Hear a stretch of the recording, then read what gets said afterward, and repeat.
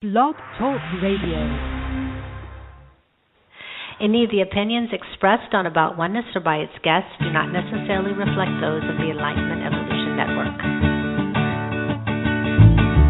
You are always on my mind, and that's okay. I love you till the end of time. And every day, what to do, what to say. When you've only got today. What to do, what to say. I once heard a wise man say, I'm giving love, I'm giving love, I'm giving love, I'm giving love. Time's a blink of the eye to love someone in every moment that is mine. I cherish love, what to do, what to say. When you've only got today. Well, I'm giving love, what to do, what to say. I'm giving love when you've only got today. I'm giving love, I'm giving love, I'm giving love, I'm giving love.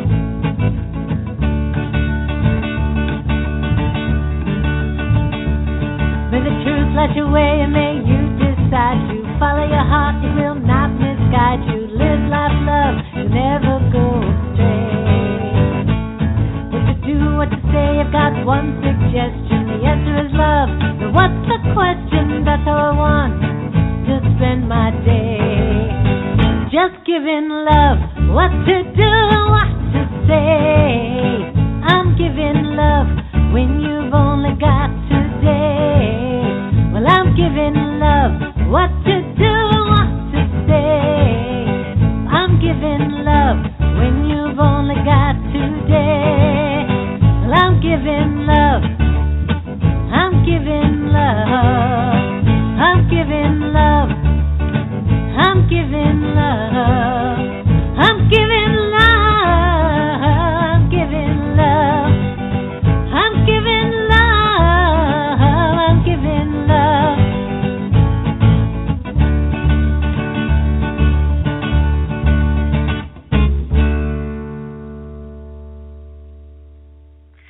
And a very, very fine Sunday to everyone listening. This is Karen Neumann. This is the show About Oneness. It is Sunday, October 19th, 2014,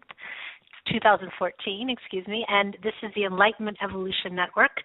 I want to let everyone know who's been following. I am back from my 2-month trip to the U.S. It was pretty incredible in a lot of ways, intense in a lot of other ways, lovely in many ways, and I have to say, though, I'm glad to be home. So that's another whole explanation.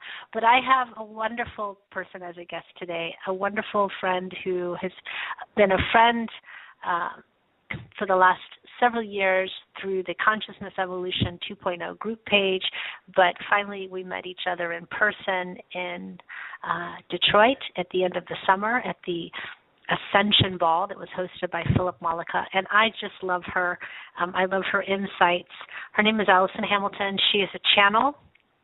She's channeling gestalts, which I love that term. She channels the gestalt of Seth and several other energies, but she always has a very beautiful perspective, and her responses to life are always measured and done with a lot of love and understanding, and I think she's someone who is worth talking to whenever you get the chance. So I'd like to welcome Allison Hamilton to the show. Allison. Why, thank you, Karen. That was a beautiful thing to say. I appreciate it. Thank you. Well, I meant every word. And well, good. Now we've set the ground that you're not lying already this morning, and so I appreciate it. Well, for me, it's evening, so yeah. Yeah, I'm living in the future again. It's 8 o'clock at night my time, which is a perfect time because it gives me the whole day. And I guess you're at the beginning of your day, so that's also nice. Yes, it is. It's a beautiful Allison, Sunday.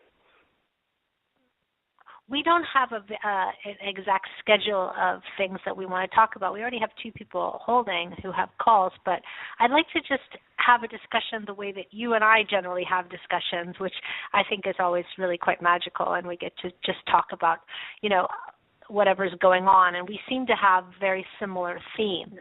So I'll mention something going on in my life, and you always go, isn't that interesting, because I had this going on in my life. So I'd like to sort of go in that direction, and let's just talk about our weeks, and what's happening, and you had a few things that you wanted to talk about, so I'm happy to go in that direction. So I'll let you kick it off. Okay. What did you want to talk about? I sounded like when Abraham. I met you. Yes, you did. You're a lot shorter, I think, than Esther, but I was a little bit surprised at how short you are, because I'm a short person, and you made me feel tall. So right off the bat, I'm going to thank you for that. Thank you. I'm 5'3.5" for those of you keeping score. I wear a lot of platform shoes, though. Like and my sister-in-law. I'm 5'4.5", so woo-woo. Yeah. Yeah. My sister-in-law is tiny, and she wears always platform shoes, only platform shoes. So she and I are never quite sure who's taller, but yeah. Okay. In many ways, we've got small dog syndrome, I think.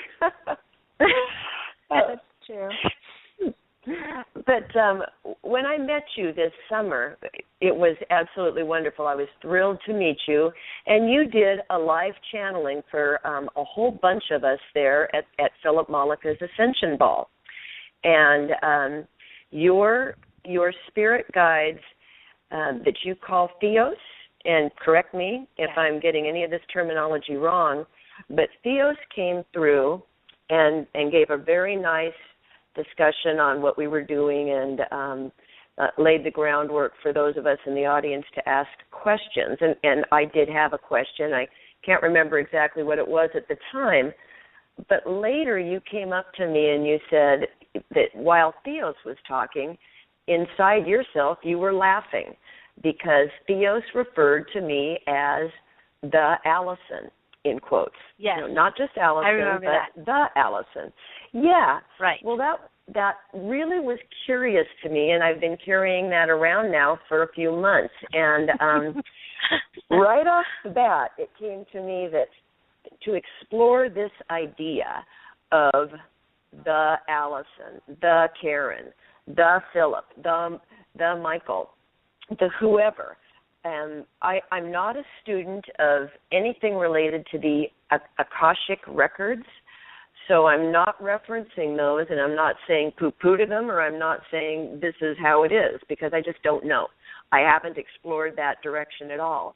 But what I was wondering, as a result of Theos referring to me as the Allison, is, okay, so before this consciousness that's talking right now, that I refer to myself as Allison Hamilton, before I came into this particular body as a newborn baby to those parents, there was already a role that was created, script written for this being that was going to become Allison Hamilton.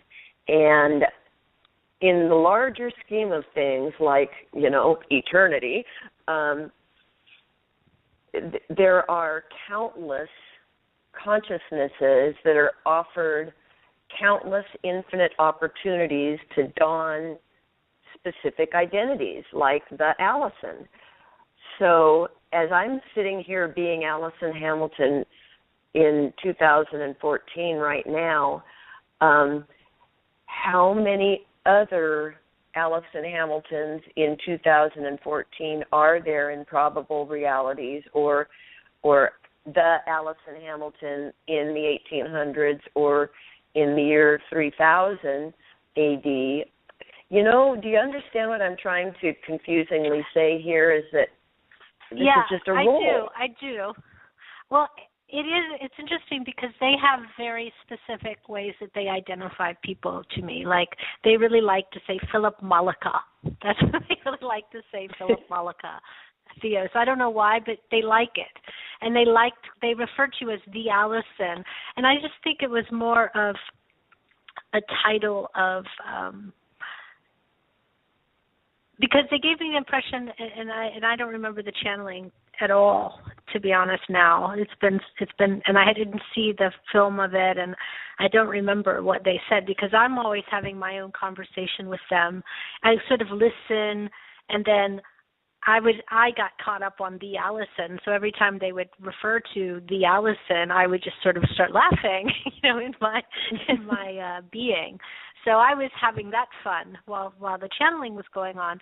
But I think that they just referred to that more as you as being a venue of communication. It's like, and now I'm getting words from them, that you are a place that people come to for information. And I don't think that that's just in channeling. I think that's your role in life. I think that if I'm saying that to you, that's going to ring true to you, that you are a portal for information. And so you are more of a destination than anything else. That's a good way to say it. It's like saying I'm going to the information center.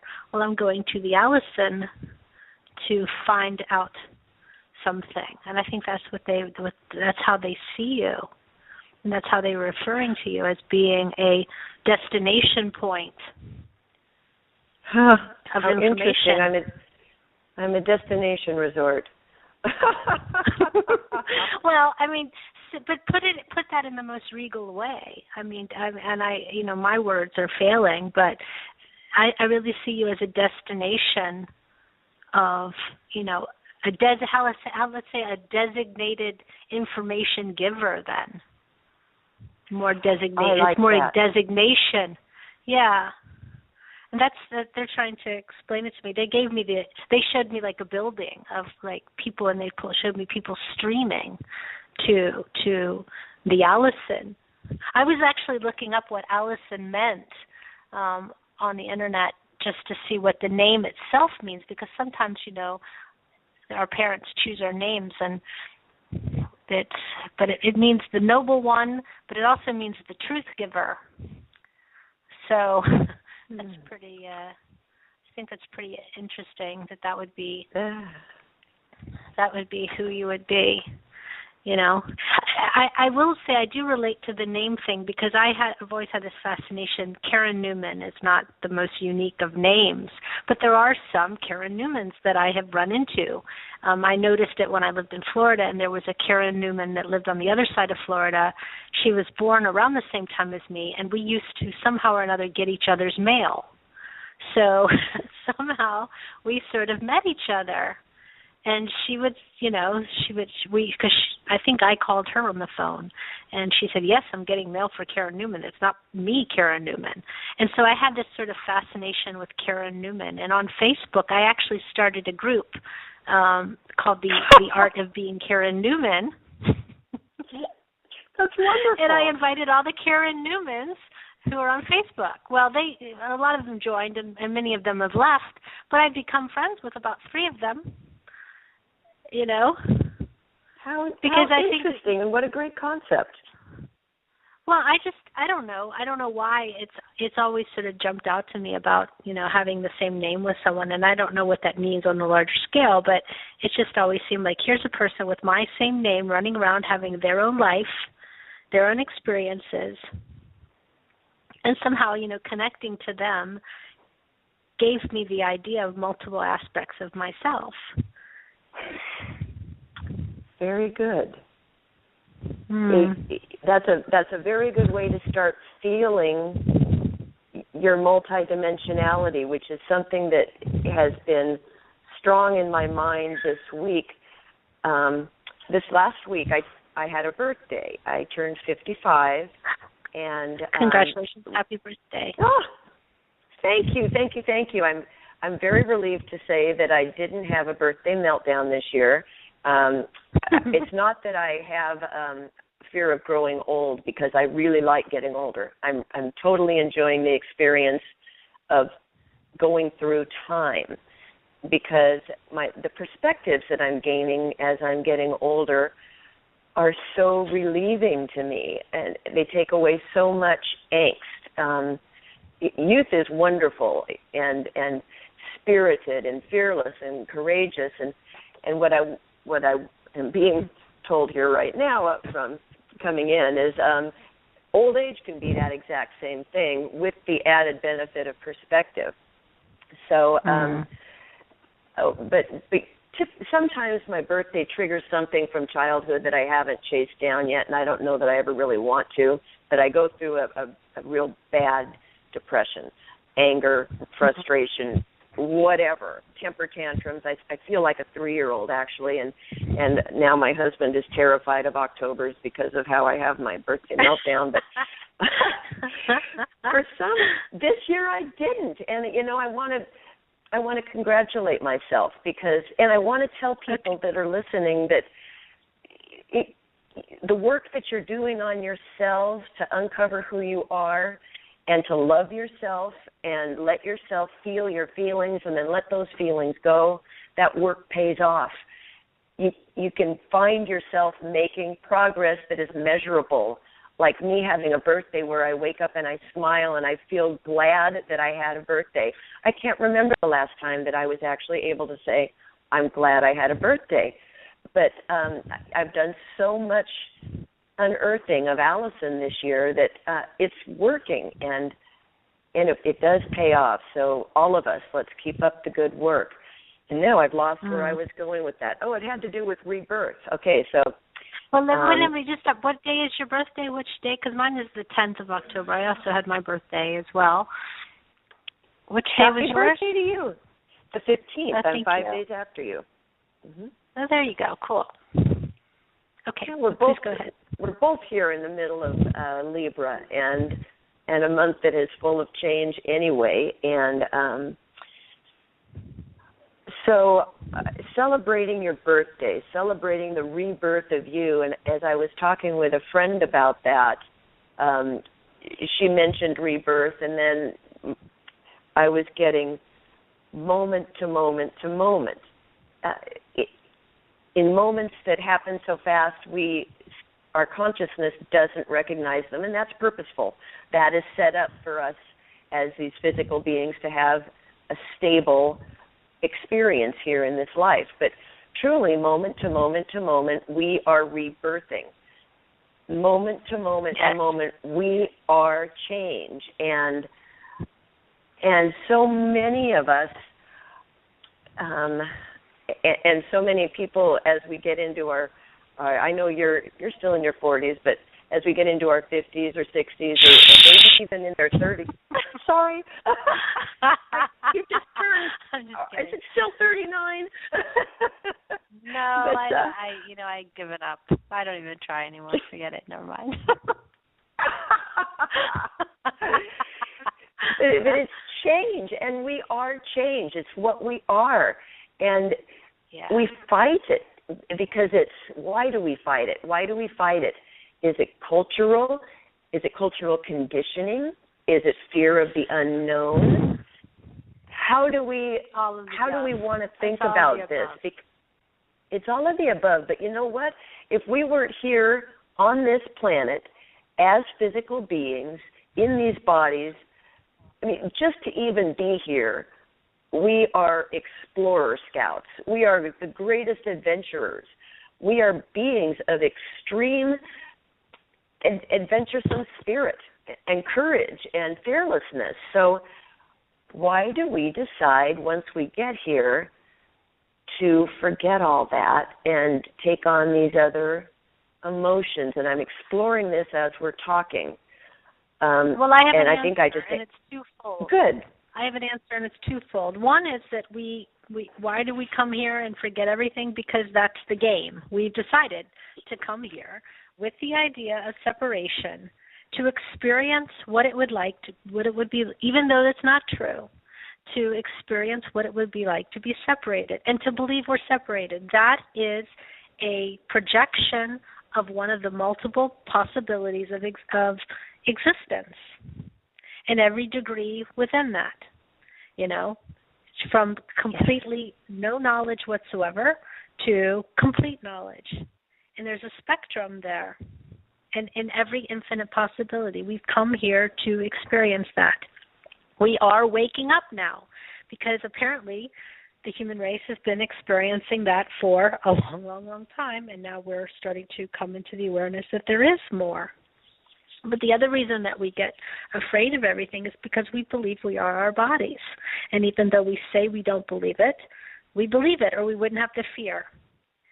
So, it's the idea of something I've been saying for months now, but it's true. It's when do we actually believe what we say we believe? When do we really let go and let what we believe to be true be our truth? Okay, well, I've got something to add to that. Please, yeah. Belief. A few months ago, I had a dream that was the same words being pounded into my head over and over and over again by a non-physical loudmouth. And the words were, the belief is the planting ground. The belief is the planting ground. And it was almost like a chant, and it just came over and over and over again. And I woke up with that sentence pounding in my head. The belief is the planting ground. Beliefs are essentially how we invite a given experience into our lives. So when you mentioned just a few moments ago about fear and believing that we are our physical bodies and how do we get into this, I agree wholeheartedly with everything you said. And then it came to me, even inside this, though, we are still these omnipotent creators. So we have these experiences in our lives that prove to us what our beliefs are. So if I believe I am a victim, then I'm going to create experiences in my life that show me I am a victim because I'm the creator. And it's a neutral experience in the larger scheme of things. It's that experience of victimhood is simply showing me what my belief is. I am believing that I'm a victim, and so the external world that we're playing in, this game that we're playing, is showing me what my belief is. So that doesn't sound like a very fun belief to me or a very fun game. So where we need to go from here is realize that we're the creators. We can sever that belief or unroll it or flip it over or whatever and say, I create my own reality. I live in a safe universe. All the wonderful phrases that we've learned from reading the Seth material. Or I am a hero. I am a heroine. I am a great adventurer. I enjoy all my experiences. I'm seeking joyous experiences. I don't know. Every single one of us is going to pick up our own words, but words that make you feel empowered, because your world is going to show you what your beliefs are. So pick your beliefs. Yeah, I agree with you. I will also go so far as to say that even the process of discovery is another experience. Do you know what I mean? Like, I think there's this idea that everyone wants to go from dark to light in 30 seconds flat. They want that light to come on. And it does in a certain way, but the process of just shedding all the layers of the deep-seated beliefs and the deep-seated ideas and the deep-seated, historical things, and the nature, the nurture, all of that, all those things is also a very important and can be very enjoyable part of the experience if you realize it's all just experience. We always talk about where we need to be, where we need to go, where we should be. We don't need to be anywhere. We're exactly where we need to be. We're exactly, it may not be our preference, but if we really look at everything as an experience and can welcome everything, that's the mastery. That's all of it. And it's a big thing to get your head around. But that's the whole, I'm a Hindu, and I look at the Hindu masters, and the ones that have sort of reached total enlightenment, they have a blanket that they wrap around their body. And that's it. Yes, that's it. They want nothing. They have nothing. They need nothing. That's it. And everything else is just cake on top of it. And the level of content and acceptedness is just complete. I'm not there.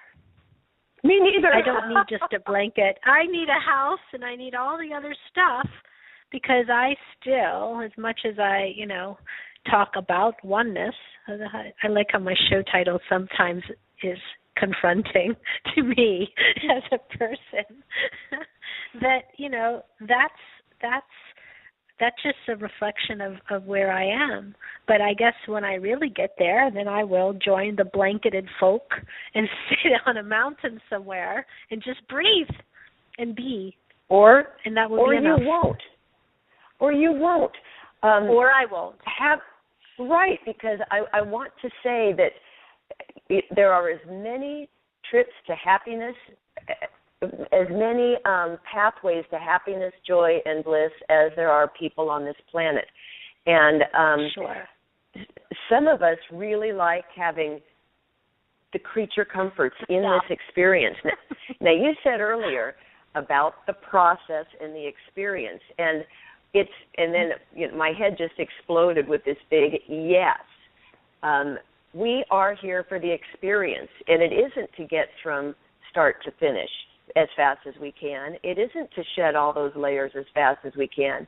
It's to enjoy the taking off of each layer, each section of clothing, each belief.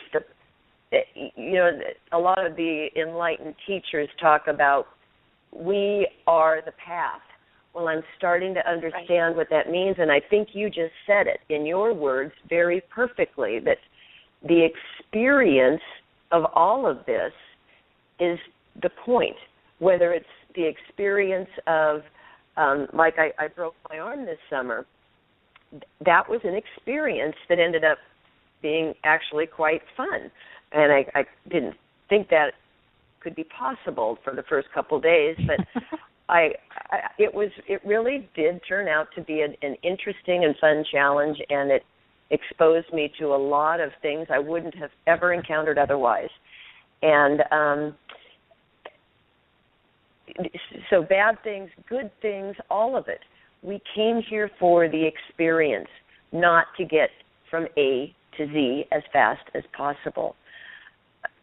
So, now I've lost that whole train, but I just wanted to say I agree with you completely, and this process of quote-unquote enlightenment, there isn't an ending point. It isn't, and I know you were joshing a little bit about sitting on a mountain with a blanket, because... No, I wasn't. I was not. Not at all. I wasn't at all. I'm not saying it'll be this lifetime. I'm just saying that I look at that, I look at those people, and I look at the level of knowing that they have. There's nothing that you can say to them that they do not understand or cannot comprehend or experience or feel. But their completeness is there. I mean, they're examples. So they're sort of like they're what we can be if we choose to be, but they're just on a totally different level. So, in some way, I see that as being the ultimate, because being so complete and needing absolutely nothing, knowing everything will come as needed, they just completely relax into that. And I find that amazingly beautiful. So I'm not saying in this lifetime I will be there. Probably not, because I like my creature comfort. So this Karen Neumann is not going to be in an ashram in India in a blanket. But I think, maybe somewhere I would be. Maybe. Yeah. To me, at this point, maybe I am. That's why I have the memory of it. Maybe there is an aspect of me that is there. You never know. Maybe. Maybe that's likely, in fact. I mean, even as you just now thought of it and created it in your imagination, then, I'm kind of getting nudged to, well, look, so now there is one, right? Somewhere, because you just in your thoughts, our thoughts are so powerful and have such meaning, and which leads me to a different direction completely. That as we're so that's one thing, sitting in an ashram with a blanket. Another thing, as you and I are right now, we have normal jobs, we have normal lives, we're semi-normal people. We have friendships with I like semi-normal. Well, I don't think we can go completely with normal anymore. I don't know if you know this about me, but I like to enjoy, I like to take a moment to enjoy the funniness of that comment, the semi-normal. But go ahead, okay. We interact daily with people who aren't engaged in any of this, and who might not even know what the word channeling means, or if they do know, it's attached to some negative beliefs that, they expect your head to start twirling around and fire to come out of your mouth or whatever. I wish that would happen. I would. You could join a circus. I would. I'd start my nose. Could you imagine? You could do. The fireworks would come out of my bum. It would be amazing. Okay, go ahead. I mean, come on. If that would happen, wouldn't that be awesome? You got to admit, that would be pretty freaking cool. That you would definitely have a road show. Yep. I could be your agent. Can I just interrupt you? I used to do a lot of house clearings with people who had, say, haunted houses, and they were like, "Oh, what if something moves?" And I'm like, "I'm living for a chair to fly across the room." I just think that would be so cool. I'd probably stop and applaud, But okay. Right on. I'm just silly, but I'm serious at the same time. Okay, go ahead. Okay. So I'm curious how or even if you address this is going to be taken out of context when I finally run for office and be used against me. She shoots fire out of her ass, folks. What do you think about that? Is that really somebody you want running your country? I know, right? Right. You heard it first. Okay, go ahead. Sorry, Allison. Oh, no problem. Your no point problem. We're flying by the seat of our pants here anyway, right? Well, no pun intended. I mean, the thing is to take it all. I mean, isn't that silly?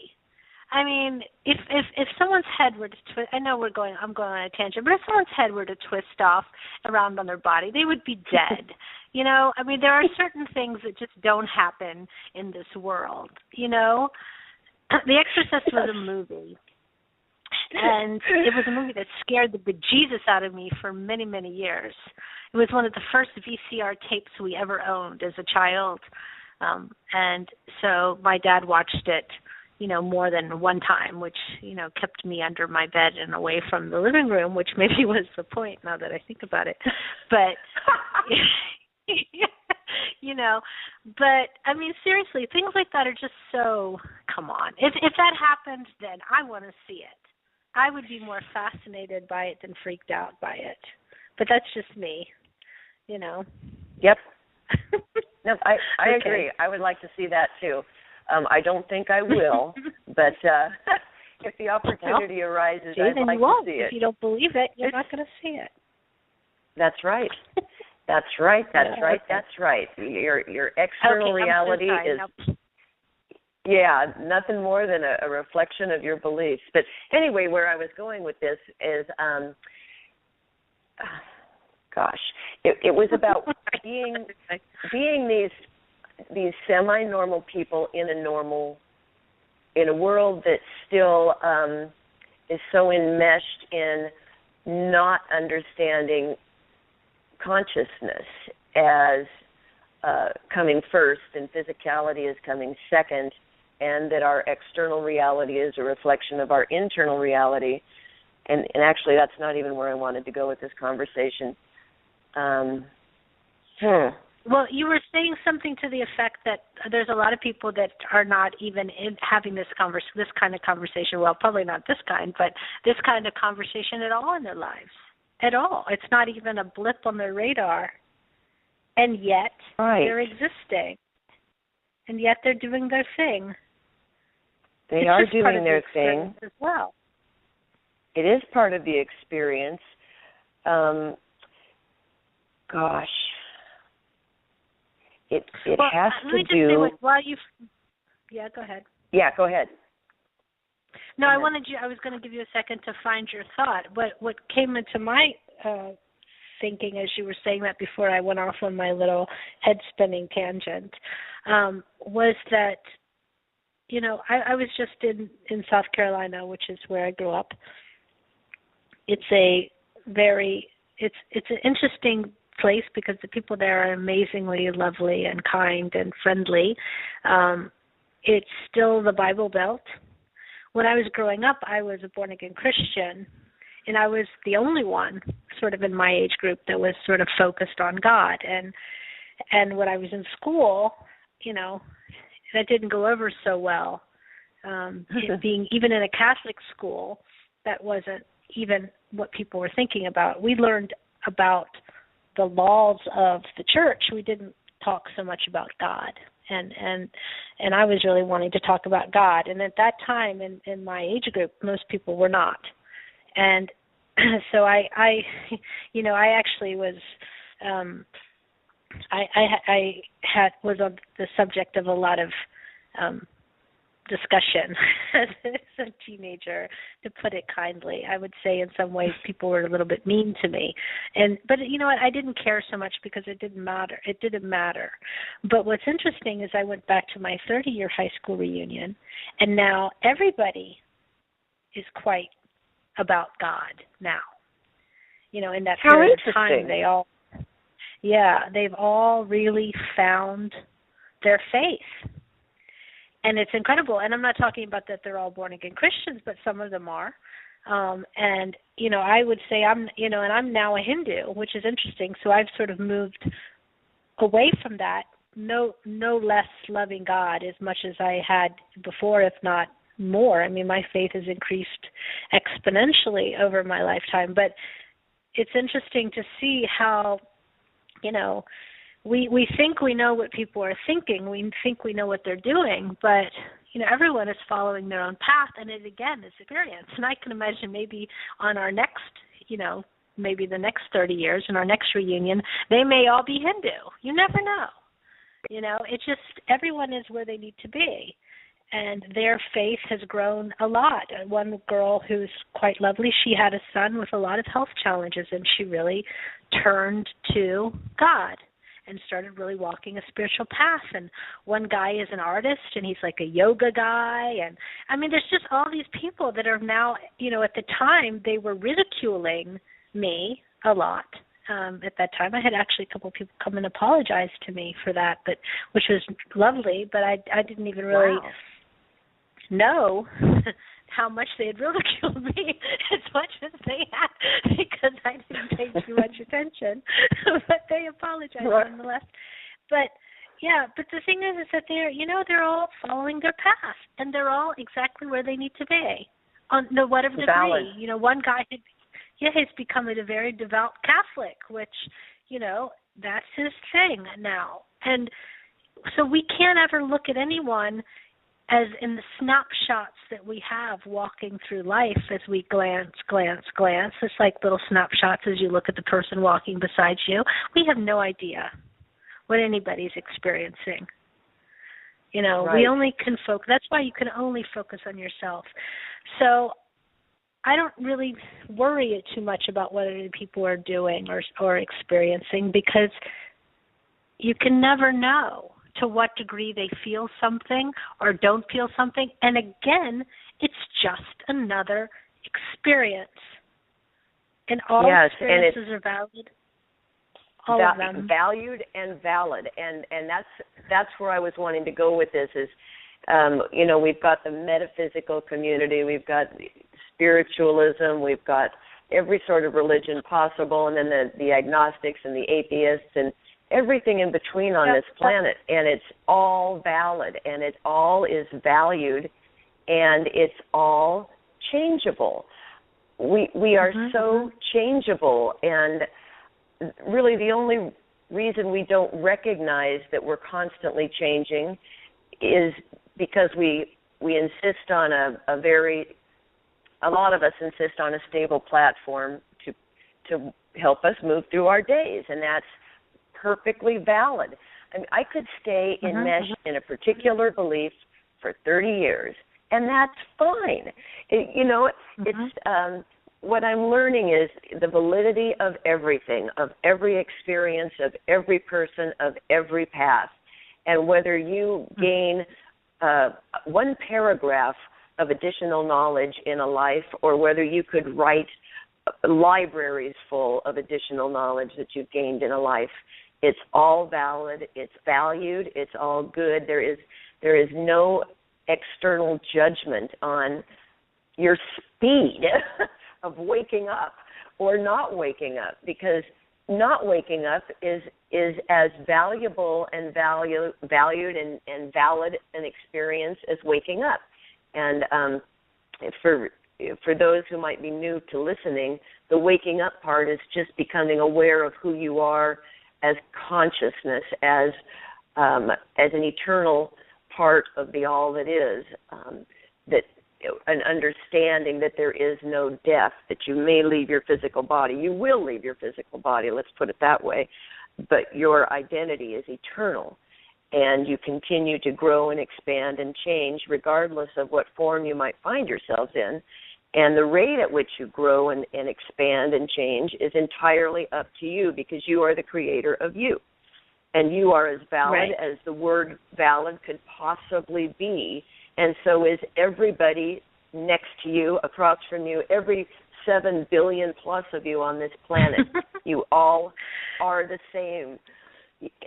In your differences, in your individuality, in everything, you're all priceless, irreplaceable.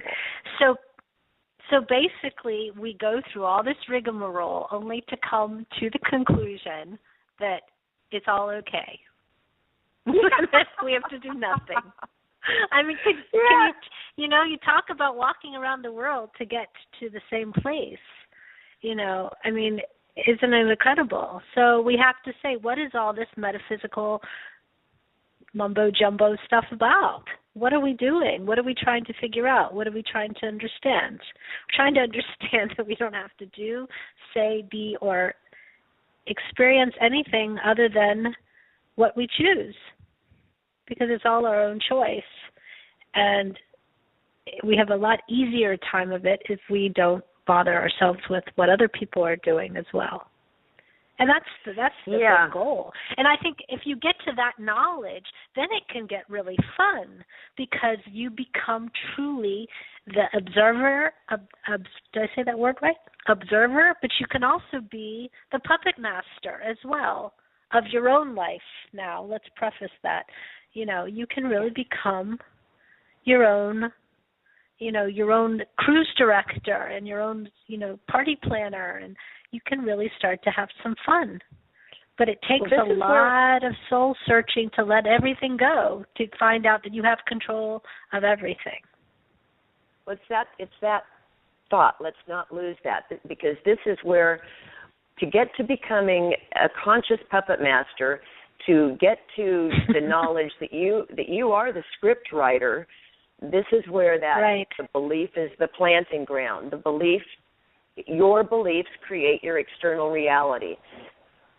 You will always prove to yourself that you are right. Always. Yes. Because always. that's always what, find always. Yeah, so if you think this world sucks and that people suck and that you're we're all going to hell in a handbag, then you're going to be right, because the world is going to show you that. So reaching the point of understanding that your beliefs are things that you create with your imagination, or that you adopt through society or the media or your parents or whatever. You take on a set of beliefs, and then you play with those beliefs throughout your life. And your beliefs, how do you know what your beliefs are? Well, what is happening to you in your world? What is, and I'm putting that in quotes, happening to you, because nothing happens to you. You create. You create. Stuff isn't happening to you ever. It's stuff that we create through our beliefs. So that's how you find out what your beliefs are. If your life is not working for you, find out what the belief is behind that and change it. And this is where the term conscious creator, this is where you become a conscious creator of your own life, that you recognize yourself as the hand that's writing the script of your life. This fits into so much of so many religions, including the whole free will aspect of the human consciousness. It's a unifying theme throughout so much of the teachings around the world that have been in place for eons. But I think we should give everyone an experiment to do. I really do. I think we should do an experiment for like 1 week, and we should check back next week on it. And maybe we could do that, or check back in 2 weeks and have you back and we check on it. But I think we should do an experiment that everyone, because, you know, we're talking about a lot of stuff, but it's also nice to have proof. Yep. So you get, because you start to learn from your proof. There's a wonderful guy. His name is Grant Morrison. I don't know if you know who he is, but this speaks to the nerdy part of me. He is, if you follow Comic-Con or comic books or any of that, he's written part of the Batman series. He's written all kinds of different comic book stuff. And when he actually started to understand this concept of creating your own life, what was happening is he would create a comic book story, he would write it out, and then the stuff would start happening in his own life. Yeah. He actually had things happening. And I think that we should just do an experiment, and I think some people should, see what they can create and sit down and maybe write down some things that you want to happen.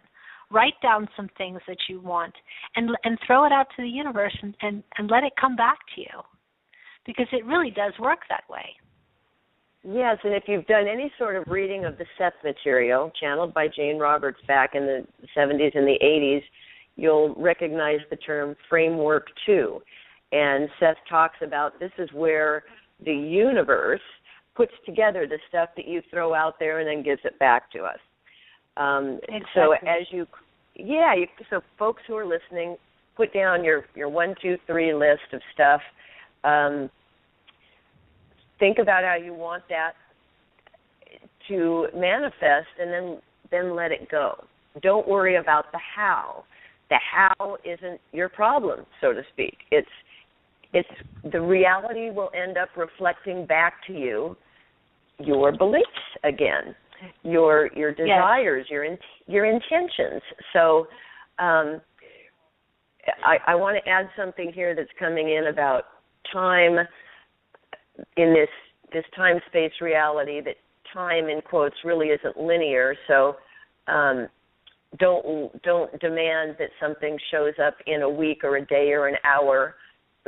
It could show up differently than how you expect it to show up. Just be open to the manifestation of it, because it will manifest.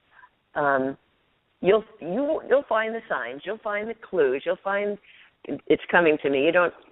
I'm trying to make it more complicated with these words for the people who are listening. It's not that complicated. Put your list down, throw it out to the universe, look at it maybe, once a day, once every other day. Think about how delightful it'll be when it comes into place, and then let it go. Don't worry about it like a dog worries a bone, because your thoughts create. So if you're worrying about something, then you're basically sending the exact opposite energy out to the universe, saying, I don't think I'm going to get this. Well, so what's the universe going to do? It's got one list that says, I want this, and then this other list that says, I don't think I'm going to get it. So you just split your own energy. You, as the creator of your own reality, you just now created the opposite result, which says, I don't believe I'm going to get it. So guess what? Yeah. Right. I would say start with something small. Start with something very tangible. I know that when I first started really doing this, I did. I would say it's almost a spell. You know, it's not. In a way, it is a spell because you're setting an intention, and that's what spells are. It's setting an intention, and you're asking for an outcome. And the belief that something happens, what really happens is you ask for something that you say you want, which basically you sort of point your life in a certain direction. Say you to find the best cupcake in the world. I'm all about the baking. So you want to find the best cupcake in the world. Well, obviously, if there are cupcakes in the world, there is one out there that is the best, isn't it? I mean, there's going to be in degrees, and it's maybe subjective, but you're going to find that you're looking for the best cupcake in the world. What starts to happen is you become really highly aware of cupcakes. And you start to notice that, you know, there's a whole world of cupcakes, the whole life of cupcakes out there, and you're going to start to notice, oh, the best cupcakes, Mom's best cupcakes. You'll see recipes for the best cupcakes, and you'll start to see it. And what will happen is you will start to notice things about cupcakes where you never noticed anything about cupcakes before. And then somehow or another, you will find yourself in a situation where you are presented with the best cupcake, or you will be told where to go get it. Yeah. And what's happened in that short amount of time is you have started to believe that there is a best cupcake. So you actually shift to the reality where that is true. It's not about doing some magic thing. Well, if everything is always true, if all things are true, you just go multidimensionally to where something is true, right? So you will go to the cupcake reality of the best cupcake. And not only will you go to the cupcake reality where the best cupcake is, but you will go to the cupcake reality where you are going to run smack dab, head first, mouth first, right into that cupcake. Mouth it's first. So true. Yes. Well, what's the point of having a cupcake if you don't get to eat it? So, I did something years ago, and I did an experiment. Like I said, I think people should test stuff. I really think if it's true, then we should be able to test it, right? We shouldn't just have to have faith in it. I believe in faith, yes, I do, but I also believe in proof. And I believe that in my reality that I create, proof is a valid something, and I like to have it. So I said, I want to find feathers. I want to manifest feathers in my life. And it seemed so simple, but at the same time, it was a little bit of a stretch, but not such a big stretch that it wasn't the same as manifesting a Maserati. I have yet to try to do that. But I just said something, and I said, and I put a call out into nature, and I said, feathers, feathers that are free, feathers, feathers come to me. And I said that over and over again for a period of days, and then I just let it go. And I just knew that at some point I would start to see feathers.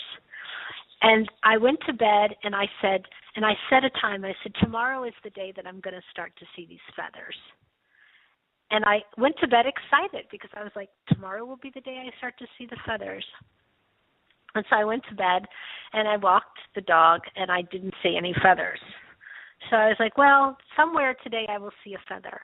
And so walking along on a sign, I saw a feather. And I was like, wow, there's a feather. That's exciting. And I said, see, it's proof. And I said, I'm just going to, and I thought, that's okay. That's enough. Maybe it's just seeing this feather on this sign. But then I saw a feather on the ground. And to me, that was more proof. And I was like, wow, see, there's a feather. And then within the next several days, I had feathers coming out of my everywhere. I can't tell you, because the more excited about the proof, the more that I believed that it was true, and the more it became true. So I had feathers everywhere. I would open my door, and there was like feathers all in front of my door. I was in my house walking, and I would see feathers on the ground. And I don't have feather beds, so it's not like they were coming out of my pillows or anything. But under my bed there was feathers. There was feathers in my closet. At one point I had to say to the universe, stop with the feathers already. Wow. But it came because I really believed that it would. And I didn't have any reason to doubt it. And it didn't seem to me to be, I think I even prefaced it like no bird should die in the, the feathers coming together. And making of these feathers. Just let them sort of come naturally. But they did. I mean, they were stuck to the bottom of my shoe, Wow. Isn't that and great? I was just, it is great. And it was such a confirmation. I started to understand that I didn't bring feathers to me. What happened was I went to a place where all the feathers were. Probable universes, multiple universes.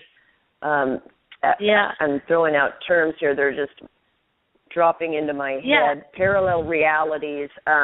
But before we leave this subject, as you were talking, it reminded me of a book I have called E Squared, 9 Do-It-Yourself Energy Experiments that prove your thoughts create your reality.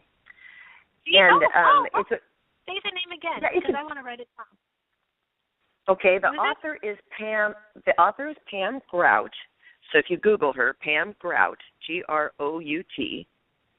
Okay. And the book is called E Squared.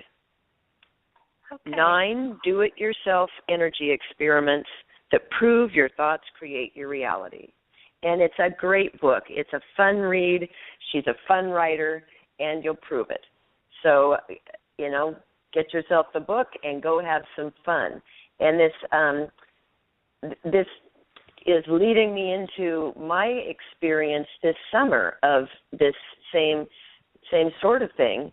I've got a big garden here out in the woodlands of Oregon, and I'm a completely organic farmer and supply an awful lot of our food that we eat year-round.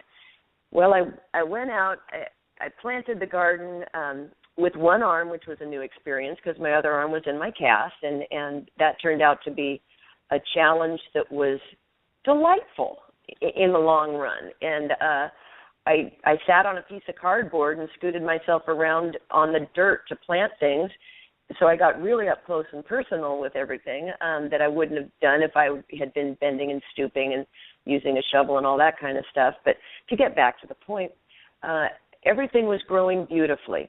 And I was walking through the garden one morning, and I noticed my kale overnight become infested with flea beetles. They were devouring everything in sight, just skeletonizing this beautiful set of kale. And I was horrified. Right. I've had flea beetles before in the past, and I don't know how to get rid of them. I've tried tape to tape them, just put sticky tape out and get them stuck on the tape and then throw the tape away. And I thought, I know. And it took up a lot of tape, and it really didn't work. And so this year I was like, I'm not going to use any chemicals. Yeah. So as I was out there in the garden and I was trying to figure out what to do, and I was panicking because they were moving from the kale onto the tomatoes and into my peppers. And I do an awful lot of really cool stuff with my tomatoes and my peppers, and I just can't lose those plants. They're staples to me. So I see there's so many words that I want to correct in your speech, but go ahead. You know them all, but all right. Well, hold on to those thoughts, because as I was going through all this and thinking about what a nightmare this was, and I got in my head, you know how to do this. See your garden as you want to see it. See it thriving. See it healthy. See it vibrant. See it producing abundantly. See it as you want to see it.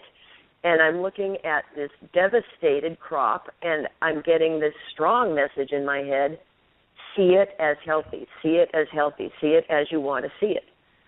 So I thought quite a few things, and a lot of them had to do with some F words. But I very purposefully, got into my head with imagining a beautiful, healthy stand of kale and everything, just being beautiful and abundant. And then I had to just let it go. And every day I'm out there in the garden picking and harvesting and watering and talking to the plants. And every day I'm seeing the kale get worse and worse. And every day I'm practicing this.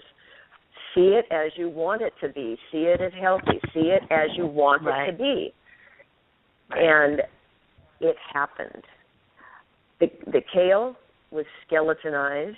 The flea beetles moved into the tomatoes and the peppers, but just briefly, and did a little bit of damage, but then they left. They just left. I collected up plants of nasturtiums that were covered with flea beetles. I pulled them out of the ground, took them to the other side of the garden, and threw them over into the blackberry patch. That was my big method of control. But I just kept seeing it as my mantra was, I am surrounded by an abundant and healthy garden. My garden is healthy and happy and loving me, and I love it. I can't remember every day what I did, but it was something similar to that. And it wasn't instant. It wasn't like I instantly got myself into the world's best cupcake land, but it was within about 3 weeks. Cupcake land. I'm kind of hungry, actually. I'm thinking I need some chocolate. But Karen, I want to say that this has been the best garden I have ever had. I am overflowing with produce. Even now, it's the middle of October, and I'm still harvesting just tons of stuff. This garden has been more abundant than any garden I've ever grown. And I believe, and here's that word, that it was because I followed my inner guidance that said, believe it as you want to see it, not as it is. Don't look at what's in front of you and say, oh, my God, this is locked down into reality. This is the only way things are going to be, and I'm really screwed now. I'm going to have to go run out and buy some sort of a chemical and kill everything alive in my garden to get rid of the flea beetles. No, I didn't do that. I trusted my inner urgings. Okay, and that's where we wanted to go with this is, first of all, listen to yourself. You are your greatest authority. Your inner voice, your inner self is your greatest authority. And your greatest tool is your trust. Trust in yourself. Yeah.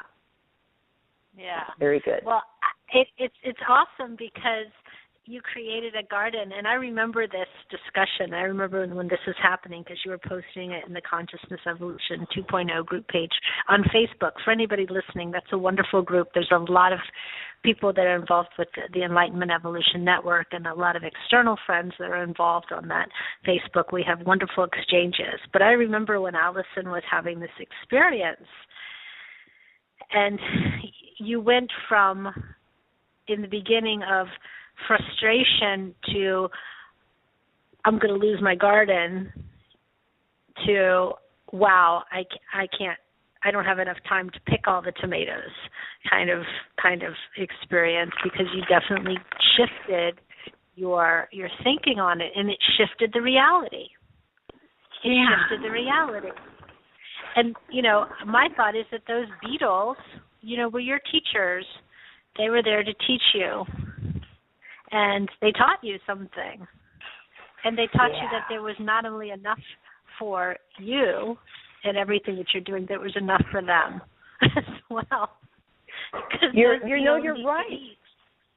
You're right, Karen. And the flea beetles feed the insects feed the birds, and it's all beautiful in the whole web of life. But you're right that they were my teachers also in teaching me, pointing me back to myself. And you used the word frustrated, which reminds me that earlier this week, I had an experience with that word.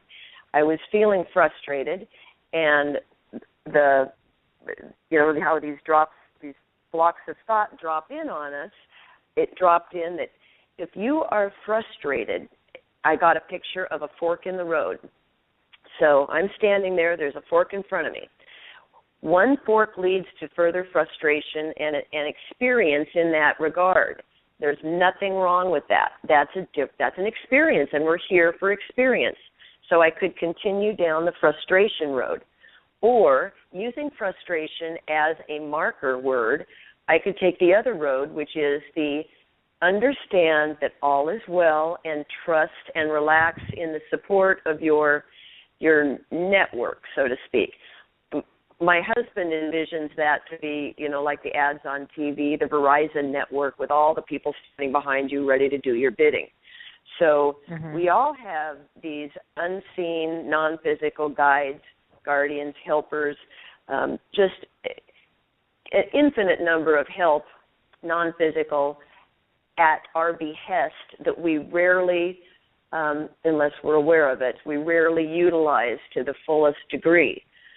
So frustration, when you find yourself frustrated, you can either let go of that frustration and relax into your non-physical helpers, feel where they're directing you to go.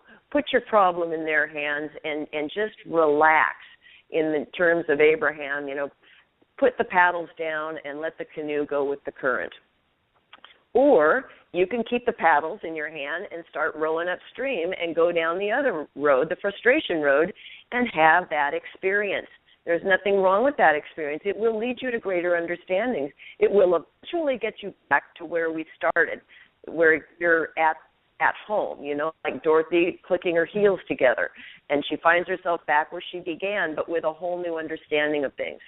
So following the frustration path is not bad. It's not wrong. It's a longer way. No, there's nothing wrong with it. Nothing wrong with it at all. It's also a teacher. Everything is a teacher. It's just that this lesson, you chose to learn it in a different way. I mean, you could have gone the frustration path as well. That's what makes it so. That's what I was saying. Everything sort of cancels everything out, because if it's all okay and it's all valid, it's down to what is our choice. What do we want? And when we really understand that it's our choice, then the fun ensues, or the pain ensues as well. Right. I just looked up beetle as a spirit totem in the Indian tradition, and as beetles as teachers. And in the Indian tradition, and I mean Indian like American Indian, they always say everything is medicine, because medicine heals you. It propels you into a different state. And a beetle medicine is a bringer of peace, wishing nothing more than to live at one with nature and the world.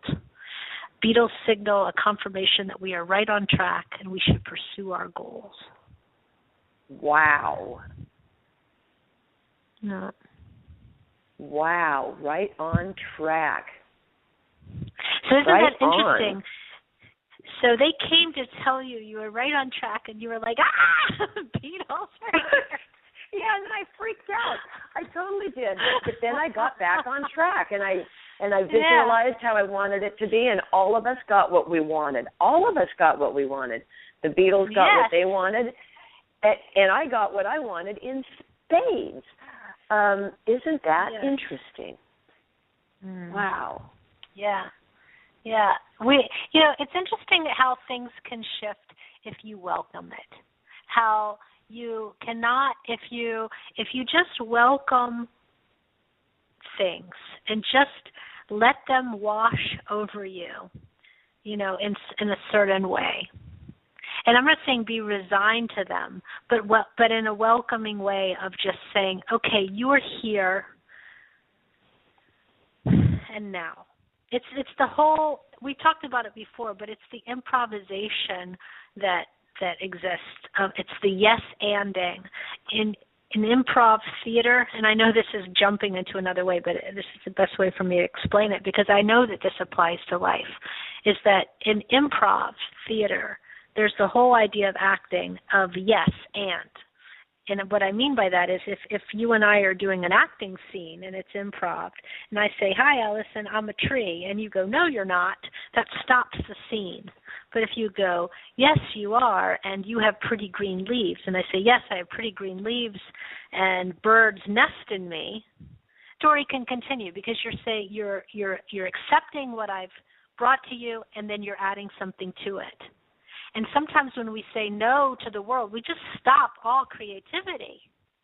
But when we say yes, and there are beetles in my garden, and I'm going to lift up this, I'm going to thank the beetles for bringing me a lesson to show me that I create my own reality. I'm going to carry them to the blueberries or the blackberries or whatever. But by saying yes and, you propagate, you propel, you just expand on the creativity of things. But by saying no, the beetles could have just stayed where they were and eaten your whole garden. And I would have missed the whole opportunity to feel my own creative power. Yeah. Yep. Yeah. So I say for, another exercise for the week, create your own reality exercise with feathers or whatever you want, but also say yes to some things that you would normally say no to. Delight in some things that you would normally say no to. There was a guy one time when I locked my keys out of my car, or out of my house, excuse me. I sometimes will walk out of my house and slam the door behind me and realize that I don't have my keys, which leaves me on the street and no way to get back inside. And yes, and so then it usually ends up with me knocking on my neighbor's door, borrowing their phone, and calling a locksmith.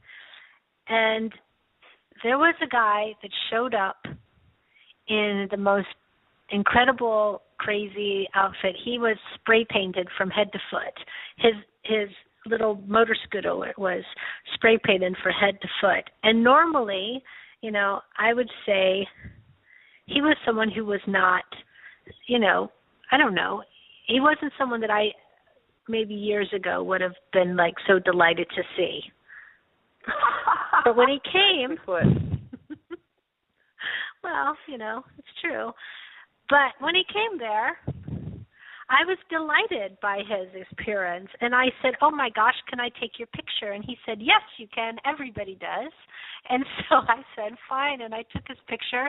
And we had an amazing exchange, and he opened my door, and he gave me his number in case I did it again, and now he's on my speed dial. But through a lot of just welcoming of him and the whole situation, I was so happy after meeting him. I was so excited that I had shut my door, as opposed to freaking out and taking it out on everybody and, worrying about the money that I would have to spend to, get my door unlocked. It just became a wonderful, wonderful experience because I just said yes to it. I was like, well, I shut my door and okay, well, let's just experience it and have fun. And I ended up having the most delightful time with this very odd man who was incredibly free because he just expressed himself in his own personal truth. And it was pretty amazing and pretty wonderful. And just say yes. So in your life, the next time you see somebody who you think, ugh, what are they doing? Tell them they look great. Appreciate their self-expression. And start to accept things and start to really embrace them. And I really bet that you will start to have fun. I think that is an absolute marvelous lesson. Yes. Jim Carrey did a movie several years ago called Yes Man, and it's totally metaphysical. Right. Most people might not get it if you're not thinking along these lines, but he was a banker, and he said no to a lot of things, and life looked pretty shitty, and then something changed. I forget exactly what, but he made a deal to start saying yes to everything, and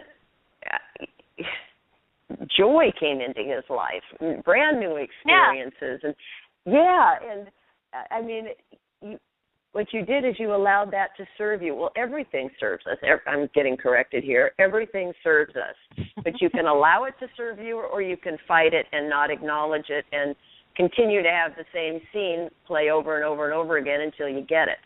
But by you allowing this to be fun, you attracted more fun, you attracted joy, you created a situation where you got great personal fulfillment and joy out of it instead of what really could have been a very frustrating and anger-inducing experience. And so, applause to you on that. That's a great personal lesson.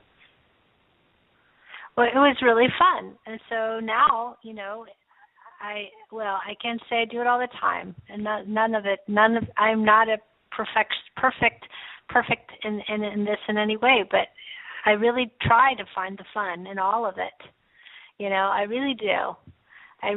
And sometimes when it seems really bad, that's when I look the hardest because I think, wow, there is some joke here. I'm just missing it. Please let me find it. What an interesting, my phrase is, what an interesting turn of events. And I try to become quickly the observer of something as opposed to down. When it's fun, jump into it and dive into it and roll around in it. And when it's not so fun, become the observer until you can find the joke. And then, run in and embrace it. That, I think, is really good advice, because what you just do there, what you've just given it as a tool, is you create a pause in the action, a distance. Mm-hmm. If you can not react, so you become the observer, you create a pause, you get to formulate more of a response instead of a reaction. And a response is something that you can formulate based upon accessing your inner guidance, okay? Your Verizon team behind you. You can use your heart knowledge. It's not just a knee-jerk reaction. It's a response. And so, become the observer. Ask, I forget the term you just now used. What an interesting turn of events. What is it in here that I'm supposed to discover, or something like that? But give yourself that pause, that moment before you react. And that will change things, because you'll allow more information to come in, and you'll be able to use that information in your measured response. You'll figure out sooner what the message is in it for you. Yeah. I will say sometimes the universe will test your resolve, because you can say, I'm just going to be the observer, and I'm not going to have any negative reaction. So I was walking down the street, and I was having a great day, and the sun was shining, and the birds were singing, and I was walking with my dog, as I do, and I was sort of humming to myself, and the music was playing in my head, and it was just a lovely day. And then a bird pooped on my head. It just hit me right on the head. And it took me a moment to understand what was happening.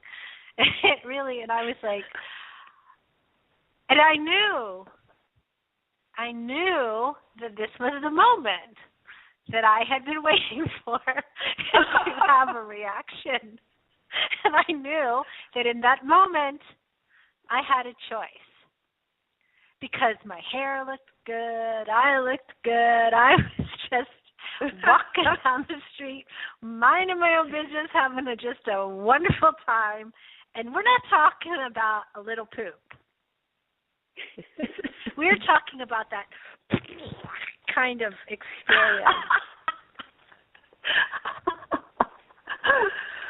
And it stopped me dead in my tracks. And I thought, and I knew, it's the moment. You know it is, and you can choose whatever you want.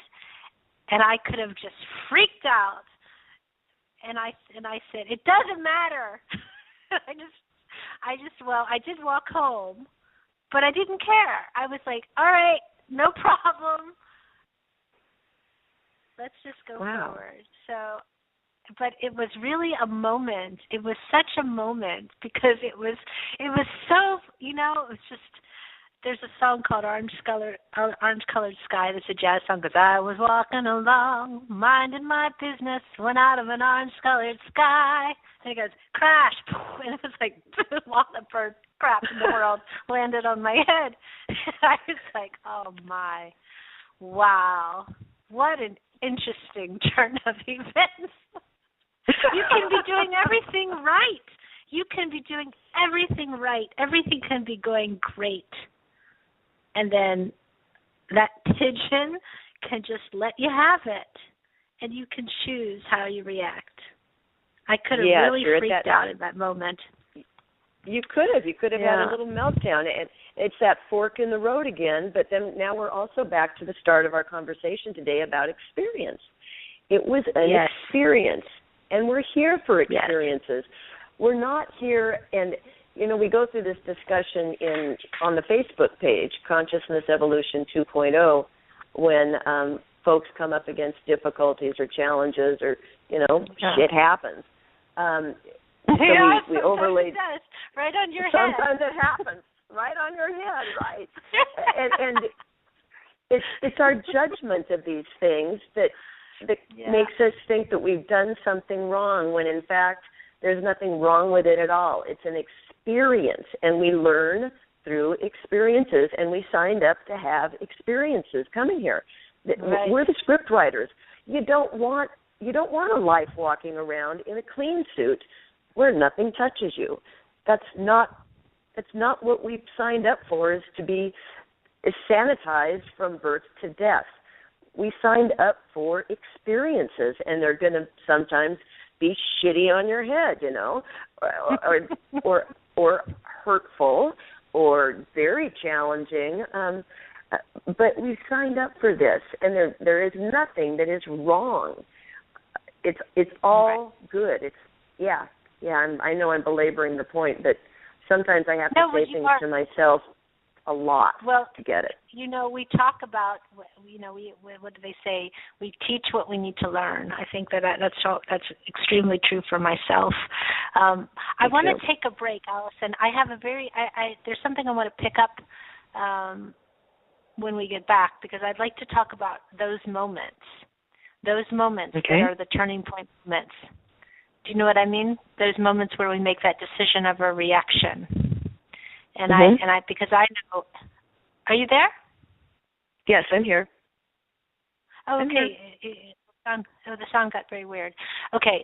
Well, I would like to talk about those moments, because I don't know about you, but I have very pinpoint moments that I can just know that in that moment, like we talked about, in one moment everything can be really different. And I'd like to talk about that when we come back. Okay. If that's okay. Okay, we're going to run the network announcements. We have 8 minutes and 1 second, so take that time to get some water. And everyone who's listening, turn up the radio. It's really loud, but take a break, get some water. And we have some callers on the line. If they want to put up their hand, then we can answer some questions as well. So I'll see you in just a few minutes. Hi, this is Kara Neumann from the show About Oneness, and here's what's coming up on the Enlightenment Evolution Network 1 and 2, starting on Monday, October 20th, until Sunday, October 26th. Simply put, Rob Gauthier, founder of the EEN and the host of the show that started it all, the Enlightenment Evolution Hour, has put together the greatest metaphysical radio network ever. 7 days a week, we have shows that will aid you on your path to enlightenment, evolution, and ascension. On EEN1, Mondays, it's 6:30 p.m. Pacific Standard Time, 9:30 p.m. Eastern Standard Time, is Heart to Heart Talk Radio with your host, Daniel Scranton. Join Daniel and his featured guests discussing a wide variety of metaphysical topics. Daniel channels the creators, the Hathors, Ophelia the Faerie, and Archangel Michael, and the latest, the Unicorn Collective. Daniel and his guests will take phone calls and questions, and it's sure to generate high-frequency discussions.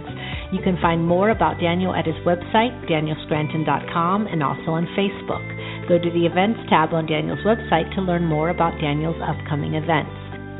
On Tuesday at noon, also 3 p.m. Eastern Standard Time, please join hosts Megan Crandallmeyer and Rachel Archelaus for Radio Inspiration, Expression, and Abundance for their show Soulfulpreneur. spiritual business specialists Rachel and Megan will bring you inspiring conversations with people who are living their soul purpose. Frequent guests include psychic mediums, channelers, coaches, artists, and authors. They end every show with psychic readings and business coaching. Your questions about your spiritual business or life purpose journey are welcome. Wednesday nights, 9 p.m. Eastern Standard Time, 6 p.m. Pacific, is the show that started it all, the Enlightenment Evolution Hour with host Rob Gautier. Rob channels Treb on the first Wednesday of each month and will take callers' questions. On the third Wednesday, we'll have special guests such as guest channelers and other metaphysical teachers. The other 2 Wednesdays are freestyle call-in shows to discuss whatever callers have on their minds. Tune in to Rob on Wednesday nights, and you can also find him at trebchanneling.com and on Facebook at the Enlightenment Evolution Network group page. Rob has 2 special announcements. Starting on Sundays from September 14th, trebchanneling.com offers hour-long meditation classes. Please go to trebchanneling.com to register. Another project near and dear to Rob's heart is the much-anticipated sequel to the groundbreaking film Tuning In, called Tuning In Now. The movie will feature channelers such as Daryl Anka and Bashar, Lee Carroll and Cryon, and our very own Rob Gautier and Treb. Tuning In Now will explore the amazing work of today's top channels and how they are helping to awaken the consciousness of the planet. The film is in fundraising stages at the moment, and with a contribution for as little as $15 all the way up to $50, you can help make sure that this film is made. Please go to Indiegogo.com, that's Indie, I-N-D-I-E, Gogo, G-O-G-O.com, and type in the search Tuning In Now 2. That's the number 2. Tuning In Now with the number 2. On Thursday nights, 9 p.m. Eastern Standard Time, 6 p.m. Pacific, join host Philip Malika with the Consciousness Evolution Hour. Join Philip and his special guests and co-hosts as they discuss the shift, ascension, timelines, metaphysical concepts, and the 5th dimension. Find Philip at the Consciousness Evolution 2.0 group page on Facebook and on YouTube. On Friday, The Earth Experience with your host, Kalina Angel, 9 p.m. Eastern Standard Time, 6 p.m. Pacific. The Earth Experience explores our soul's expansion through our human experience on Earth. Kalina will help you to navigate and expand through the exciting confusions that we are manifesting as new 5D beings. On Sundays, 2 p.m. Eastern Standard Time, 11 a.m. Pacific, is my show, About Oneness. About Oneness is a weekly radio program focused on celebrating the ongoing conscious awakening of our planet and our realization of oneness. I'm an American originally from Charleston, South Carolina, now living in Europe, The Hague, the Netherlands. I'm an integrated channel, medium, Reiki Master, and metaphysical teacher. I have a varied and diverse background, including that of being a singer, dancer, writer, as well as working in the sport, nutrition, and fitness world. As a channel, I bring forward the information of my non-physical guides called Theos, whose message is always that of oneness and unconditional love. This show for me is about integrating all of my experiences and following my highest excitement, which is tapping into the truth of the universe. If you would like to find more about me and my show and my upcoming guests, as well as see many videos and channelings and teachings, you can go to aboutoneness.com. On the Enlightenment Evolution Network 2, join host Victoria Vives every Tuesday at 9 p.m. Eastern Standard Time, 6 p.m. Pacific, hosting Earth, Sky, People Radio, your bridge between heaven and earth. Subjects will include planet Earth becoming part of an intergalactic society, star seeds and extraterrestrial life, living in oneness with one another, with Mother Earth, and with life beyond the Earth, the Interstellar Alliance, also known as the Galactic Federation of Life, music, frequency and sound healing, question and answer interviews, shamanism, ancestral wisdom and the star nations, self-sustainative and regenerative living, and much, much more. Please go to victoriavives.com/radio, where she has details about the show and the network. On Saturday evenings, 9 p.m. Eastern Standard Time, 6 p.m. Pacific, the Pied Piper and Texas Rebel hosting the show, Disclosure Now. Disclosure Now is the On the Edge of Our Seats show that covers all topics of disclosure, from the world's most famous and obscure UFO cases Pied Piper started his journey in Michigan in 1993 as a preteen seeing Bigfoot and never could get enough in investigating all things paranormal. Texas Rebel is a wild Texas man who loves the same journey and has studied these things for years. Join them as they cover all things in the human experience that just cannot be answered by anyone. And our newest show, starting on November 2nd, hosted by Neil and Sol Gar, The Resonance Intention, from 4 p.m. Eastern Standard Time, 1 p.m. Pacific. The Resonance Intention show is dedicated to all things frequency and vibration. They will showcase conscious musicians who infuse frequency into their music and have set out to uplift and raise the vibration of humanity through their music. They will have in-depth conversations with various artists about their passion, purpose, and personal journey that led them to where they are now. Additionally, they will routinely have guests on the topics of free energy, technology, and other quantum modalities, technologies that are coming into existence now. The Resonance Intention is a platform for artists, musicians, and inventors to increase awareness of their personal approach in order to contribute to the paradigm shift that we are currently within. And remember, you never have to miss any show from the Enlightenment Evolution Network 1 or 2. All shows are available to listen to again immediately after they air on playback. All right, back to the show. And we're back. Allison, are you back? I am back. No, she's not back. Oh, okay. Because you're not back.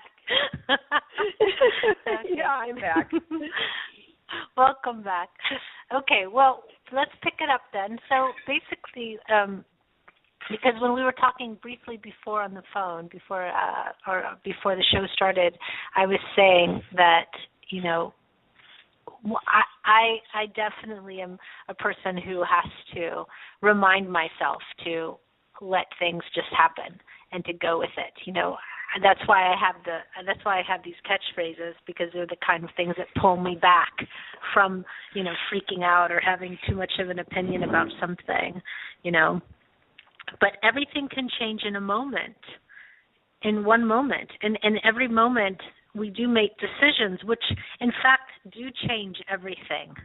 And by saying that, it might keep things the way that they are, or it may offer new possibilities. But in every moment, we do have a decision to make. And some are little teeny tiny decisions, and some seem to be huge. But really, that's our own measurement of degree. So, but in every moment, something can happen. But I do know that there are sort of key pivot points in my life that have led to something else. For instance, yes. Just give an instance, when I lived in New York, and I had come back to South Carolina to visit my family, and I remember driving and looking up at the sky and seeing the sky for the first time in several years, because in New York City, which is an amazing place and I love it there, you really don't spend a lot of time gazing at the sky, because it's obscured by all the, the buildings, skyscrapers and things like that. But, and it's also symbolic for how sort of I had my head down working on my life at that point. And I just remember looking up at the sky at that one moment and having that feeling like, I need to leave New York. And within a few days, I had gone back to New York, announced I was leaving, and I was back in South Carolina, just that fast. And it was just that one moment that I had that sort of experience. And your life can turn on a dime. Someone can die, or someone can leave your experience, and it changes everything in a second. And it's the moment when people hear you have cancer. For a lot of people, those are moments that are huge, pivotal moments. And in those moments, we also have such a choice as to our reaction. It can be a call to action. It can be a call to acceptance. It can be a call for everything. But what are your thoughts on that?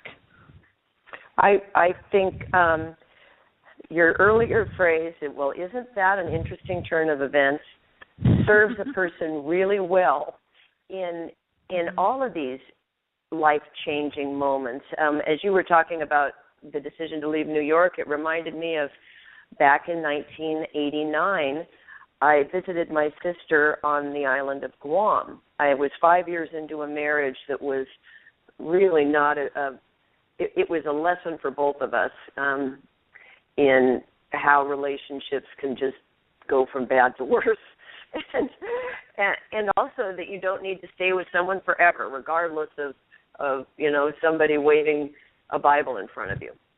Anyway, I met my sister in November of 1989, and on my last day of visiting her there on the island of Guam, I couldn't sleep. I was filled with intense energy just burning through my body. I paced around her little house, and I wrote a whole journal in one night of my thoughts. And in the morning when she woke up, I said to her, I'm going to leave Bob, who is my husband. I'm going to leave him, and I'm going to move back here.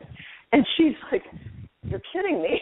Because I had a beautiful home in the country. I had a life. I had a professional career, and I was worried sick that I wouldn't follow through with this. But it was so clear to me. So I flew back to Oregon, drove home in the middle of the night, got to the house, and slept on the couch. And my husband woke up and came out, and I told him that I was leaving him that night. And therein ensued 2 very painful weeks where I turned in, essentially my 2 weeks' notice to my husband and my life and my job, and packed 5 boxes and left everything that I had and everything that I'd worked for up until that point in my life. I had 5 boxes. That was it. And I was gone in 2 weeks. And I remember getting on that plane in Portland, heading to Guam for the second time to start a new life. And up until the moment that I walked the plank into the plane, I was afraid that I would chicken out, that I would go back. I like to that my you old walked life. the plank. Yeah. Yeah, and it was so symbolic. and I got in the plane and I sat down, and I could almost, it was like the heavens opened up and I could hear angels sing. It was, the weight of the world came off my shoulders, and I knew, no doubt at all, that I had made a decision that was going to be life-changing and life-enhancing and life-giving, and open up a whole new direction for me. I did the right thing, and without meaning to, put overlays of right and wrong on things, you can make choices in life which are going to lead you into greater fulfillment, or you can make choices that lead you into less. And these are pivotal moments. And what I've learned is to trust myself. Don't noodle it to death. Don't second guess yourself to death. Don't intellectualize things to the point where you talk yourself out of your inner knowledge. Right. Be brave in your own life. You're the script writer. Be brave. Listen to these signals. Listen to your gut and follow through, because you can't get it wrong, regardless. You're an eternal being, so even if you die, you're still not dead. So be brave. Be adventurous. Be a joyous creator of your own experience in your own life. Well, follow your own truth and stand in your own truth, regardless of, what other people are saying or thinking, anything around you. Those are, you can almost look at your life as being sort of like a Greek play, and the people around you are sometimes the chorus. They're the chorus. They're your own fears manifest. They're your own doubts manifest. They're the foretellers of what will come if you don't stand in your own truth. Sometimes. I know that, and if anyone's familiar with the Greek play genre, there was always a character, and then they always had what was called the chorus, and the chorus they were manifestations of fear or pain or sorrow, but they also would, say what was coming or what was not coming, and generally it was when the character was making a certain decision that they would pop up. But everything is just if everything's really a reflection of us, then anyone who's a naysayer in your life, unless it's really good advice. I mean, don't discount good advice, but sometimes when you're trying to make a decision and people are trying to convince you to do something else, those are your own fears manifest. One of the things that a girl told me at my high school reunion, she said to me, you're always yourself. No matter what people were saying to you, you were always yourself. And I think it's funny that me believing very strongly in God and an entity was so confronting for people as teenagers. But teenagers are funny, they're funny. But for them, it was, it really gave them something to focus on. For me, it was they were very critical of me for that. It wasn't like I was doing drugs or, doing all kinds of stuff, or I was, involved in crime or anything. No, that would have probably been cool. But the fact that, I wanted to know God was very upsetting for many of them. And it's so funny what's rattling for other people, but at the same time, I guess, those things that were going on were my own fears of was I accepted or whatever. Though a lot of the stuff they were saying, I can't say that I even knew. But apparently I was quite the subject at school because of loving God. Isn't that interesting? So you can only stand in your own self. You can only be yourself, and you have to only be true to yourself, because at the end, I walked away from those people from high school and never saw them for 30 years. If I'd lived my life based on anything anyone else thought of me, I would have just stood dead still my whole life. You have to follow your own instinct. You have to follow your own truth, whatever it is.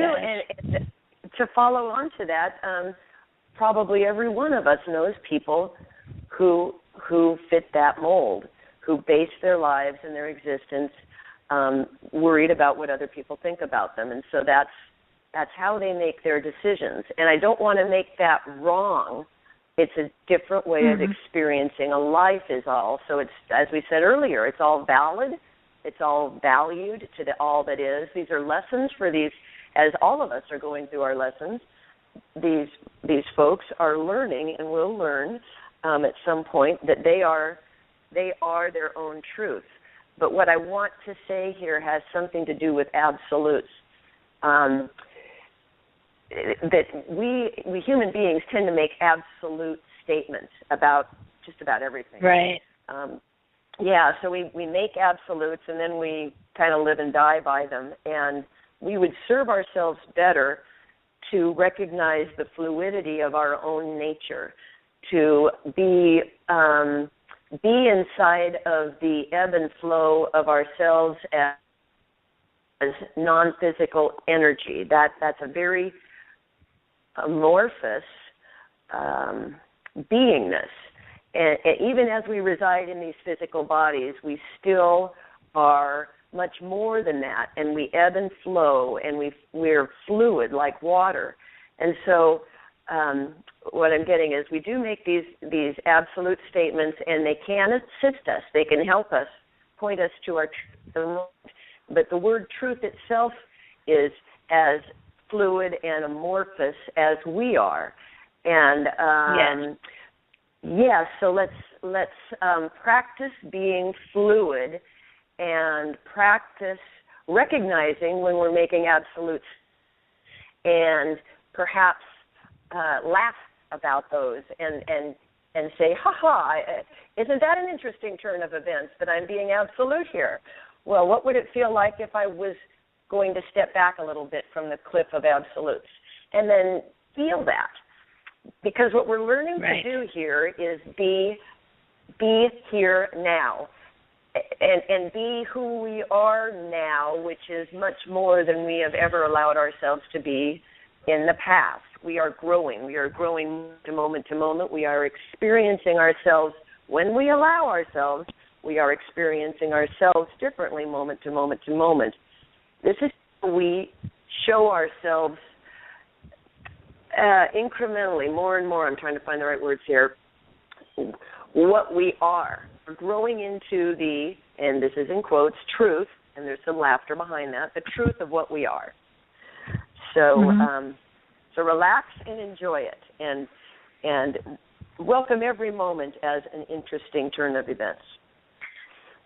I would also like to say that, to add on to that, it's not only just, it's not only about us not paying attention to sort of what we experience from others and being, caught off guard or, stopped from pursuing our own wants because of the things that we think about others.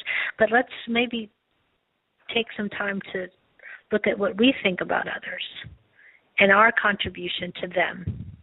If, mothers with children and people with, other people of their own free will, a lot of things spring to mind.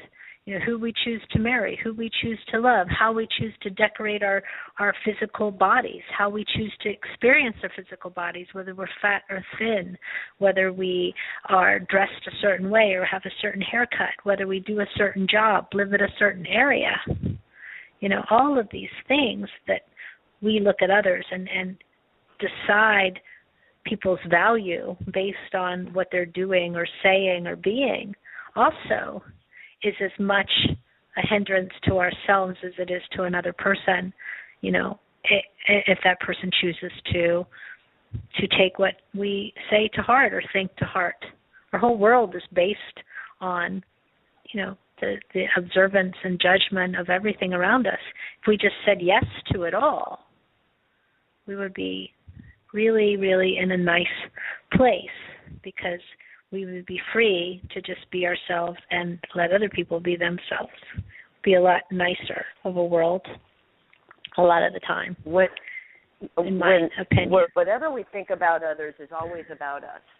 And yes. It's always pointing us back to us. We are the ones yes. we're here to grow. Yeah, so most of the time other people don't even know what we're thinking about them. And we are making judgments, but those judgments are, if we choose to, will serve us because we can ask ourselves, why am I judging this person based on what they drive? Why am I judging this person based on how their hair is done? And you can chase those things back and usually to some sort of societal, childhood belief system, and you can decide if it's valid or not for you in the moment. Does it serve you to judge them? Yeah, because more than likely you're going to come up with the answer that is no, it's not serving me to judge them. It basically, as your improv earlier pointed out, you're saying no to it and you're shutting off the story. So, yes. Yeah. Judgment is not the same as preference. I want to point that out. We're all about preferences in our own lives, yeah. But judgment tends to be a big no. We are in ourselves, we're trying to invalidate another person. They're not going to hear it because normally we don't speak it. But it does affect us internally. It shuts off a flow of information, and it shuts off our experience of the other, which could end up being a delightful man that's spray-painted on a spray-painted scooter, Exactly. Dream Master from the chat had a question. He said, he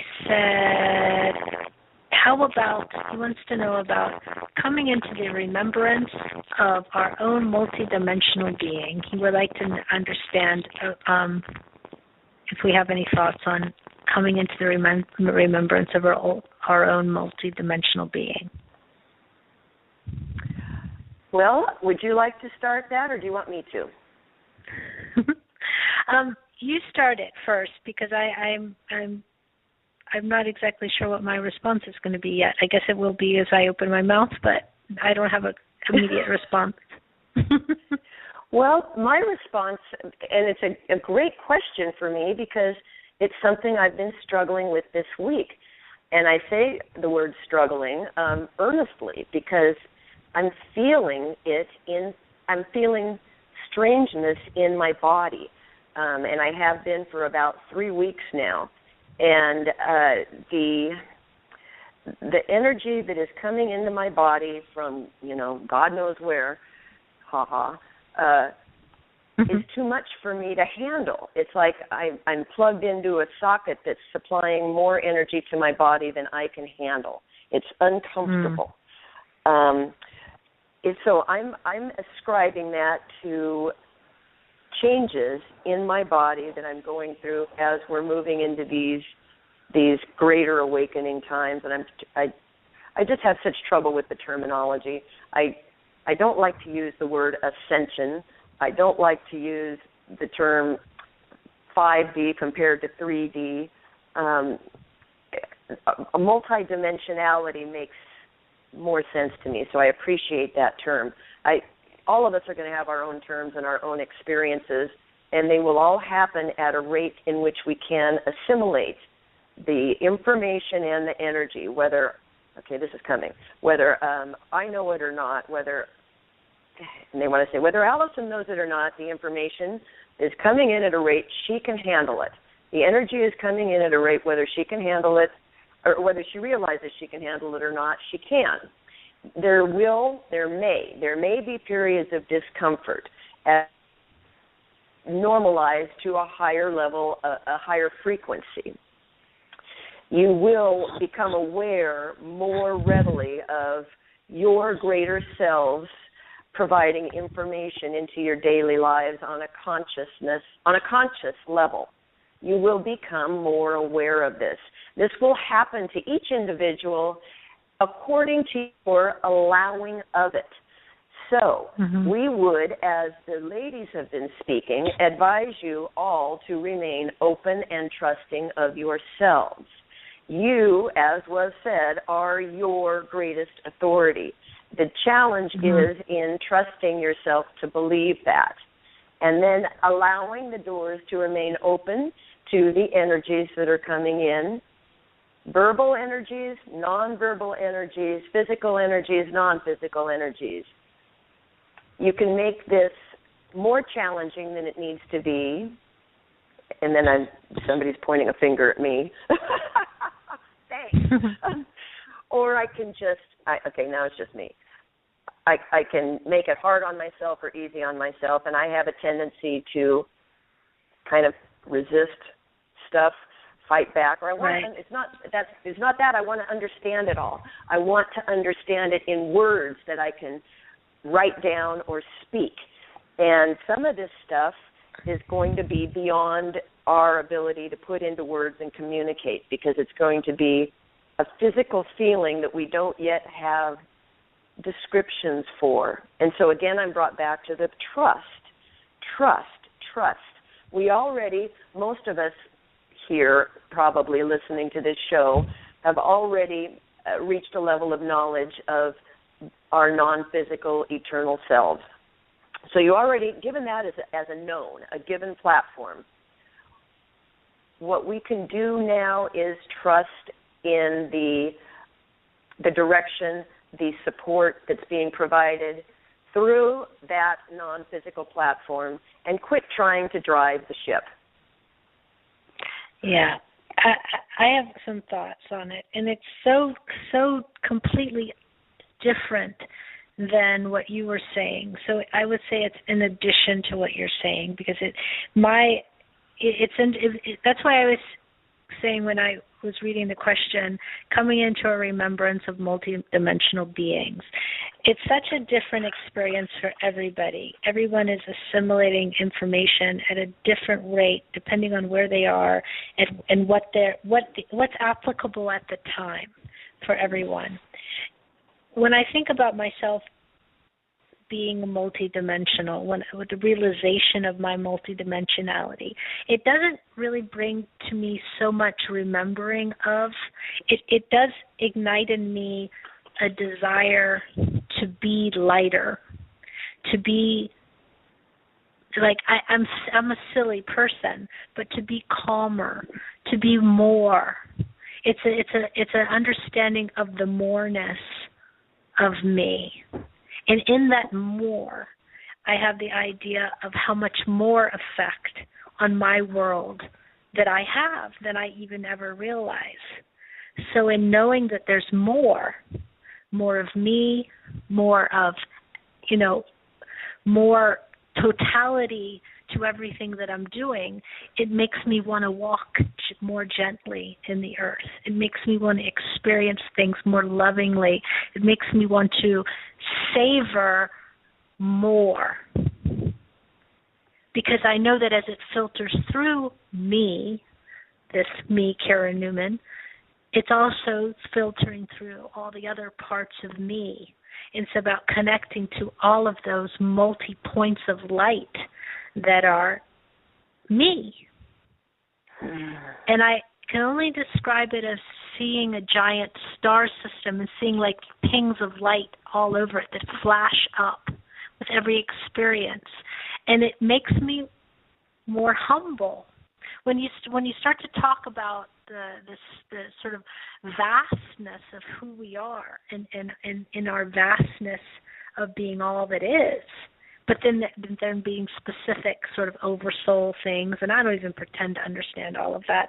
I understand it in the moment, but if I had to draw it on a diagram, I would be really lost. But yeah, in understanding that, I just want to be kind to the world. I want to be humble in the world. I want to walk softly in the world, and I want to be love, really love. Because I know that as that filters through me, it's not coming just through me, but it's going into all the other parts of myself. And it's not only touching me, but it's touching everything. And I know that ripple of whatever comes through me and filters through all my multi-dimensions is going to affect so many things on so many levels and ultimately affect me. So my remembrance of it maybe at this moment is more of a hope, but there are moments when I get it. I do hold on to that. You have that spark of knowledge where you really get it for just a second. And for me, that's right now all I can really hope for. But if anything, the only thing that I really want is that still, quiet, perfect love. That's beautiful. That really helped me. So I appreciate that. It brought it back to a bigger picture for me than just my challenge with this energy in my body, and dealing with the physical aspects of it. It opened it up to much more, a greater perspective. So thank you. Oh, thank you. Well, I'm glad. I hope if when you were talking about, I saw you sitting like the lotus position, but I saw your like energy just going everywhere in multi-dimensional way. Yeah, and that's what we really are, aren't we? We're just Gins. You are the Allison. Bringing it back. Right. Yeah. I mean, that all that information is coming through you and out of you, but also into you and into many different levels, many different layers. I mean, we're all multidimensional as well. And as when you're talking to someone or when you're experiencing someone, you're experiencing them on very many levels. There's, multidimensional can also be emotional. It can be physical. Your emotional level and your physical level, I would say, are, definitely different dimensions within the same being. You can look at it as layers of the cake. So everything is just is being impacted as it's coming out. Yeah. Everything can be looked at as pastry.